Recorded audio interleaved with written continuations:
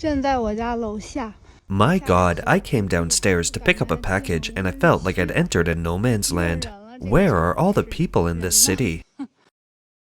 这是7点多钟小区。 This is the occupancy rate of the community around 7 p.m. This community was recently delivered, and this area is mostly office buildings. But you shouldn't buy properties here. Whoever does will lose out. On March 23rd, CCP leader Xi Jinping suddenly appeared in Xiong'an New Area, Hebei province, accompanied by 3 members of the Politburo Standing Committee. That afternoon, Xi Jinping chaired a symposium, claiming, "It's completely correct that the CCP Central Committee's decision to build Xiong'an New Area and the work in all aspects is solid and effective." Xiong'an New Area is a typical CCP achievement project closely tied to Xi Jinping's consolidation of power. Therefore, any criticism of Xiong'an is seen as targeted at Xi himself, forcing him to defend the project. From another perspective, this reflects the various doubts he faces within the party. Xi's visit comes shortly after the 20th National Congress of the CCP in 2023, which means he is demonstrating his position. However, recent years have seen continuous internal party struggles and a large-scale purge of Xi's faction.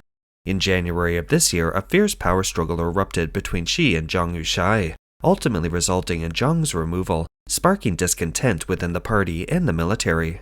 Under these circumstances, Xi urgently needs to repeat the scene from 3 years ago. Bring in 3 close confidants to Xiong'an again to create the illusion that he still maintains control. Data shows that the initial planned investment for Xiong'an was approximately 280 billion, with total long-term construction investment potentially reaching 600 billion. However, Xiong'an New Area, touted by the CCP as a millennial project, still lacks a sense of life, and even the relaxation of purchase restrictions has failed to attract residents. Numerous online videos show that Xiong'an remains deserted, the streets are sparsely populated, and the uniform residential buildings stand like models, with almost no trace of daily life. 这是大家要看的小区的。 This is the other side of our community that everyone wanted to see. This is the Xiong'an campus of Beijing No. 4 High School, located in Xijia Hutong. Apart from buses, there are very few people on the streets. The shops are all closed. The 7-Eleven might still be open. There's a bus stop here, which is more convenient for children going to school. Elementary school is here. The middle school might be in the area. If so, it will be some convenience. 初中有可能在这块儿就比较方便了。 This netizen praised Xiong'an for having Asia's largest high-speed rail station, but his footage shows the station has very few passengers and looks deserted. 兄弟们，放眼整个亚洲啊。 Brothers, looking across all of Asia, the only high-speed rail station that can be built as big as an airport is Xiong'an Station in Xiong'an New Area. It's really huge. If it's your first time here, you'll definitely get lost. 雄安看着新。 Xiong'an looks new, but behind it lies immense hardship. A few days ago, I had dinner with my third brother's classmate. When we started talking about her life in Xiong'an, tears welled up in her eyes before she could even speak. She's a graduate student from Nankai University, worked for a state-owned enterprise in Beijing for over 10 years, finally bought a condo, and brought her parents from Inner Mongolia to live with her. Just when things seemed to be settling down, she was suddenly notified of her relocation to Xiong'an. Her roots in Beijing had been uprooted, and she had to start all over again in a new place. You might think transferring schools is easy, but some parents have run themselves ragged trying to get their children into schools in Xiong'an, revising their application materials again and again. The blogger said that some people were relocated to work in Xiong'an, but they still had to pay their mortgages in Beijing every month, while at the same time having to rent apartments in Xiong'an, a double burden that is unbearable. She couldn't help but sigh. It's so hard for ordinary people at the bottom of society.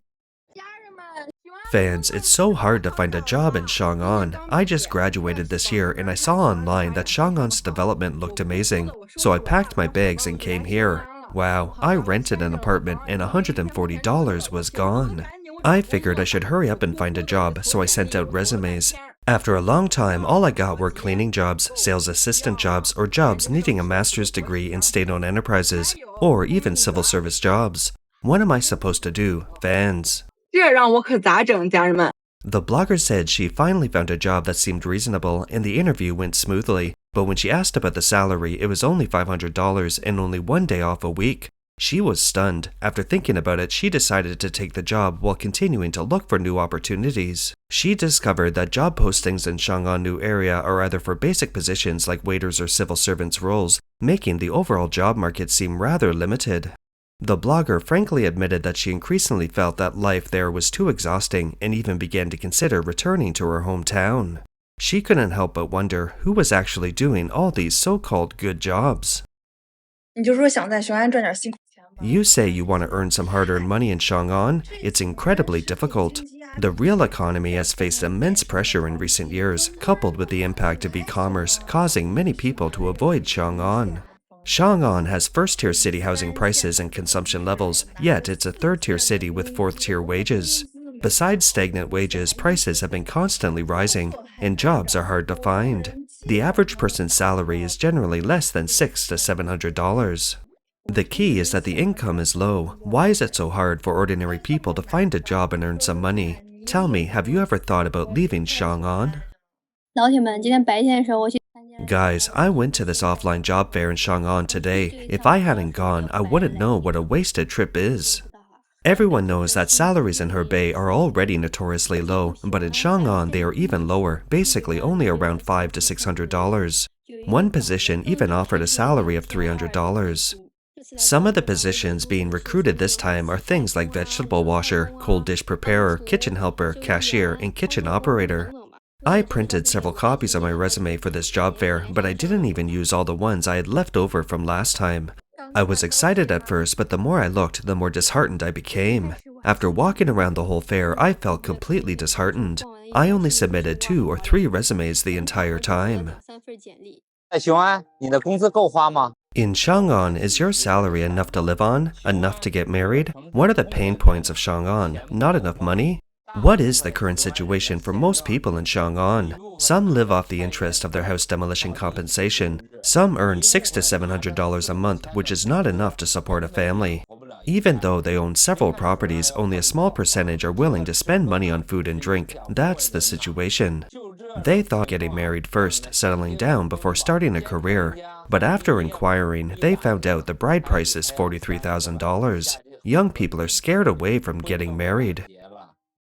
This blogger is a food vendor. She had already soaked 30 kilograms of glutinous rice and prepared all the ingredients, but suddenly received a notice that she was not allowed to set up her stall. Helpless, she lamented, "Xiong'an is huge, but it can't even accommodate a tricycle used for street vending." In this video, I really can't hold back anymore. I just want to say something. I set up a stall in town for 2 days, the day before yesterday and yesterday. Today is the 3rd day. I prepared 30 kilograms of rice, and then this morning I received that notice. Today, they don't allow us to set up stalls in front of the door anymore for various reasons. Who is not suitable to come to Xiong'an? 1. Those who quit their jobs to find work. Good jobs in Xiong'an have relatively high entry barriers. Most are state-owned enterprises or public institutions. It's recommended to get an offer before moving. 2. Those who come to start a small business. Street vending is prohibited in Xiong'an. Shop rents are not low, and there are not many people in the built-up areas yet. It's recommended to conduct market research first. 3. Those so tired of working and try to lie flat here. Although there are many apartments and rents are low, daily expenses are comparable to those in first-tier cities. Currently, the proportion of young people is low, and there are few entertainment activities, making it somewhat boring. Is this kind of city suitable for you? You might not believe the current situation in Xiong'an, but any large company, even large ones like this, is cutting salaries and laying off employees. Some businesses simply close down and go bankrupt. Take gyms for example. You might sign up for a membership one day, and the next day they're closed down and gone. Many companies are now paying salaries only monthly, quarterly, or semi-annually. And when you walk down the street, you see tons of for rent or for sale signs, right? They've been empty for months. Right now, very few people are actually making money in Xiong'an. Many ordinary office workers are living on small loans or credit cards. The blogger says that homeowners are having an even harder time, burdened with mortgages. Many are being forced to cut back on consumption. Ultimately, everyone's pockets are empty. For young people, forget about saving money. Just not having debt is considered a good situation. This is the reality for people in Xiong'an. In the last video, I told you all that we lost $14,000 in Henan and then took over a restaurant in Xiong'an. We watched videos online saying you could definitely make money in the restaurant business here. But we only realized it isn't like that after we got here. Look, now we've taken over this restaurant. Let's do the math. The rent for this restaurant is $700. Utilities, maintenance fees, and garbage collection are $140, for a total of $870, right? Then we rented a dormitory in a residential area, which cost another $140, bringing the total to $1,000. To buy groceries, the shops are quite far from here. We have to go to the county town, about 10 kilometers away, which costs another $140, including gas fees, bringing the total to $1,200. The blogger says that just buying some daily necessities will cost another $300, so the minimum monthly expenditure is $1,400. Whether the restaurant can earn that much is uncertain, but it's clear that spending is at least $1,400 a month. Today is our first day officially in Xiong'an. We rented a place here a couple of days ago and we're going to report to our workplace tomorrow. I'd like to share our experience renting here. Our rented place is in a complex near the outlet mall. It's 70 square meters and the annual rent is $1,900, excluding property management fees and heating. Utilities like water, electricity, and gas are separate. The landlady is very nice and provided us with broadband internet. We went to the outlet mall tonight and it didn't seem very crowded. Did you regret moving from Beijing to Xiong'an? Some say Xiong'an is a ghost town. You hardly see anyone during the day. Others say Xiong'an has inconvenient transportation. You have to circle around at least 3 times to find parking. Still, others say Xiong'an has few large companies and the salaries are pitifully low. They regret coming. I came to Xiong'an last year because I didn't want to be caught up in the cutthroat competition of big cities, so I chose this new city. Goodness, you'd better check if you're dragging down your fellow villagers' average salary. The average salary level in Xiong'an New Area for 2025 is out. Take a look. Beijing is $1,600, Shanghai $1,700. Do you know how much it is in Xiong'an New Area? $1,300. I'm just asking you, do you dare post your monthly income in the comments section? Do you dare? I'm telling you, I doubt this statistic. I certainly don't reach that level of average wage. What's going on? I want to ask why the rental prices in Yangshi are so low now. Yesterday, I took 2 clients to see a condo. Before showing it to them, I told them, if you think the price is right, then let's view it. Otherwise, I don't mind making the trip because I'm a real estate agent. The landlord has to come all the way to open the door, right? A 70 square meter condo vacant for a year, $870 including utilities and heating. I want to ask where you find such a cheap space. In the end, the clients thought the price was a bit high after seeing the condo and didn't rent it. What angered me most was that people would look at other apartments, specifically looking for direct rentals from certain landlords.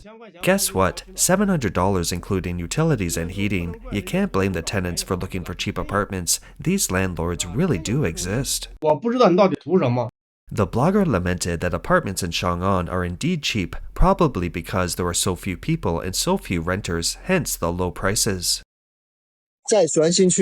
In Xiong'an New Area, academic qualifications depreciate faster than houses and cars, driven by both supply and demand and policy factors. Firstly, talent is flocking there, and academic qualifications are no longer rare. Xiong'an is using the 16 talent policies to aggressively attract talent, offering top scientists $7 million in research funding, a $430,000 living allowance, and larger housing packages. University graduates receive a monthly living allowance of $140 to $430. Highly educated talent is being drawn in by these policies, leading to fierce competition and making academic qualifications a standard requirement. Relying solely on a diploma makes it difficult to succeed. Xiong'an New Area has been established for nearly 9 years since April 2017, officially positioned as a centralized area to accommodate non-capital functions from Beijing. Despite high official expectations, the current situation differs significantly from the initial plans. Currently, only 8 large state-owned enterprises have officially relocated, such as China Huaneng Group, which was recently inspected by Xi Jinping. However, its scale is far from meeting the target. In terms of population, the current permanent resident population is approximately 1.4 million, far short of the long-term plan target of 5 million. Although some key projects were put into use in 2023, overall relocation progress remains slow, with passive responses at the grassroots level. Beijing Jiaotong University, Beijing University of Science and Technology, Beijing Forestry University, and China University of Geosciences were the first 4 universities required to relocate to Xiong'an. The official plan for the total construction area of the 4 universities is approximately 6.3 million square meters, but currently only 6 buildings have been completed, indicating a significant delay. The slow pace of university relocation has led to widespread reluctance among faculty members to move. Mr. Zhang, an administrator at a university in Beijing, told overseas media that he visits Xiong'an every year to experience life because his university has a branch campus there. He said, "Xiong'an City looks quite clean and the transportation is relatively convenient, with supermarkets and convenience stores, but it just lacks a sense of life. It's inconvenient. Going to the supermarket requires walking 2 kilometers. Suppose I have a serious illness, I have to go back to Beijing. What about my condo in Beijing? The school requires us to work at the Xiong'an branch campus, and many people are unwilling. Recently, the school said that if we don't go, our employment contracts will be terminated, but they also reassured us that we would take turns going for 2 or 3 years. If it's truly a good place, why force people to go?" That's all for today. If you enjoy our content, please give us a thumbs up, subscribe, leave a comment, or share it with a friend. We appreciate your support, and we'll see you next time.